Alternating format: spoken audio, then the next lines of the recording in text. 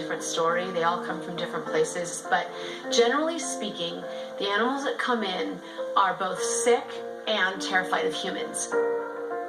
There's a lot of severe animal abuse.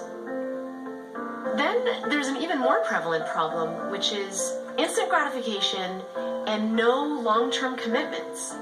And so there's so many animals that are just dumped and disposed of.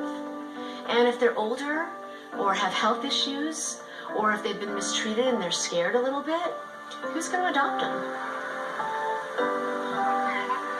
So we specifically go after the animals that no one else wants. The old, lame, toothless, broken, mangy animals that no one else wants. And we take them in and we heal them. And then they help us heal kids that have been abused themselves or over-controlled or not loved or cherished. And the animals help the kids help the animals. So it's just this constant circle of healing and love, and that right there can save a life.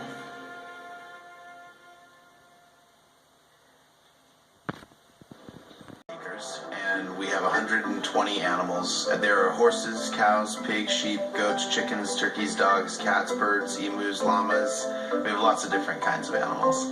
The Gentle Barn does two things. One is we rescue severely abused animals that no one else wants, and we rehabilitate them. And then the animals help us heal children that don't respond very well to traditional therapy. So we work with kids in foster care, on probation, in gangs, on drugs, from the inner city, as well as special needs kids and adults. And they come in and they learn kindness, compassion, and confidence among the animals. This is Buddha. She's our very first cow, and she's incredible with the kids. She actually works with kids that are quadriplegic because she is so wise that I can have 20 kids in wheelchairs surrounding her, and she will not move one muscle.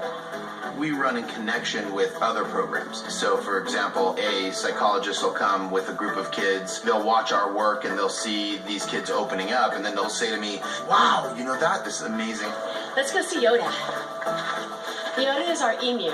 At first, Yoda looks very intimidating and scares a lot of people, but then we get to show them, no, he's actually one of the sweetest animals here. And it's really great, actually, with our program with at-risk kids, because through Yoda and how intimidating he is, we can talk about which of the kids know what it feels like to be judged, and we don't judge a book by its cover.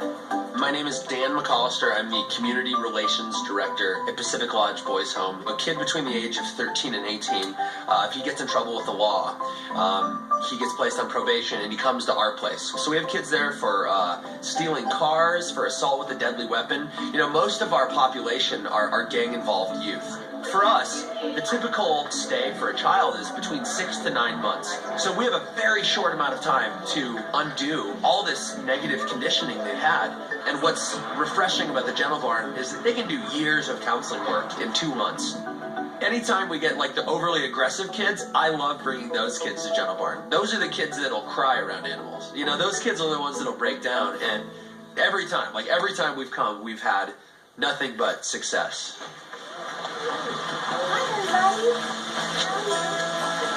You guys, let me explain to you what's going on today.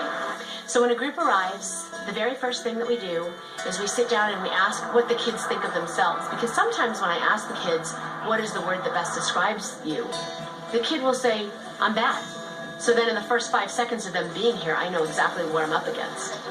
If I know a child is labeled bad, he gets in trouble a lot, and he doesn't like himself, I can talk about a horse that was abused, acted out, everybody thought the horse was bad and dangerous, and then I can let the kid know that horse wasn't bad and dangerous. That horse was terrified and needed help. And really, I'm talking about the child. It's through telling those stories of the animals that all of a sudden they start looking me in the eye and they start asking me questions because they realize that I'm telling their story. These kids are used to believing about themselves that they're bad, unwanted, and unlovable. And I think that that's why they're in so much pain and they act out so much and get in so much trouble.